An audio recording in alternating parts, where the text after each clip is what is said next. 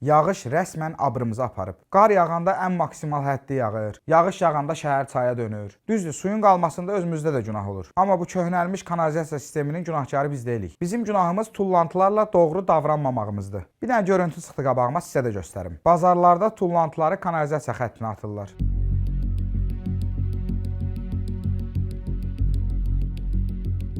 Bizim kanalizasiya sistemimiz onsuz da Allaha təvəkkül yaşayır. Bir də ora balıq atarlar. Biz deyirik ki, kanalizasiya salfetka belə atmayın. Bunlar meyvə, balıq, toyuq nə gəldi atırlar. Bu yağışın yağmağı nə qədər şeyin üstünə asdı görürsünüz? Biri elə su kollektorunun üstündə tikilən evlər. O evi bilə-bilə tikib. Kiməsə satan adam da bilirsiniz də nə çatmır. O adamlara qusardakı bu qaynatadan arzu eləyirəm. Kürəkəninə təpi ilə necə vurubsa, kürəkəninin bağırsağı partlayıb. O əslində təpi ona vurmayıb, elədiyi səhvə atıb. Düşünüb ki, mən buna nətər qız vermişəm. Ay əmi, hərəkət və bəraət qazandırmıram. Amma o təpidən qanunsuz ev tikənlərə, vəzifəsindən istifadə edib buna göz yumanlara da at. Əgər sənin də kürəkən kollektor üstündə ev tikib satıbsa, o təpi onun da halalı olsun.